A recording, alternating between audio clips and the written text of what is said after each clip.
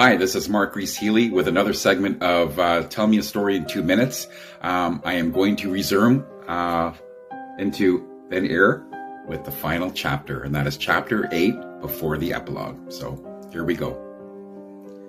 As Michael stood there with his hands gripping the cell bars firmly, all he could see approaching him was what appeared to be a woman in a brightly colored sunglasses with a scarf draped over her head. The woman stood before him and removed her sunglasses, and Michael felt as though he was going to pass out. He was looking directly into Christine's eyes, which was full of rage and demonic looking. Christine was about to speak when Michael looked Christine up and down and considered for a moment that he may be looking at a ghost. As though Christine could read Michael's thoughts, she flashed an evil smile, turned her body at a 360-degree angle, and said to him, "Yes, it's me." Michael began to blink very rapidly, his mouth gaping with absolute shock, not knowing what to say to her. In the end, it didn't matter. Christine would do all the talking. She knew exactly what to say to Michael. She wanted to tell him something that she had been wanting to tell him ever since they had gotten married. One thing became very clear to Michael. The woman standing before him was not the same woman he married. Before Christine could utter a word, Michael looked at her with disdain and malice. Michael was looking at a completely different woman, and now he felt so much contempt for her. He had the sudden urge to reach out and strangle her. Regardless of how he felt, Michael was prepared to listen. And then she told him everything.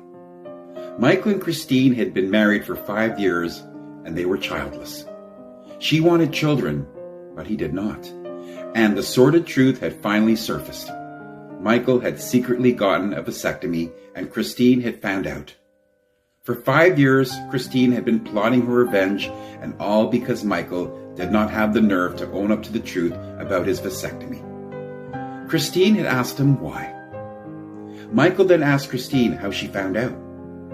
Christine confessed that she didn't know, but suspected.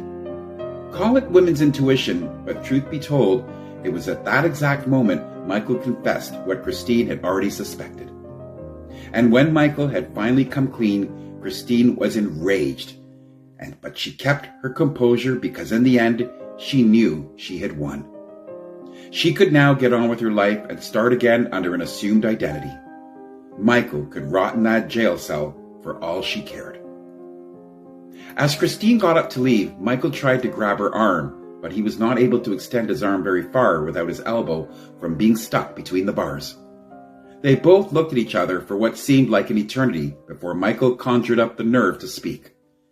He looked directly into Christine's cold, calculating eyes and told her that he had every intention of telling her about his vasectomy, that he had only recently had the procedure done. Christine scoffed, waved her index finger in his face, and simply told him that they should have discussed this first before having the procedure. The truth was, it was Christine who didn't know her husband at all. It was becoming obvious to both of them that there hadn't been any trust nor any respect for one another, and now one was ready to resume life, while the other was going to have his taken away by living in this disgusting jail. But what about his earlier visitor? The one who had promised to get him out?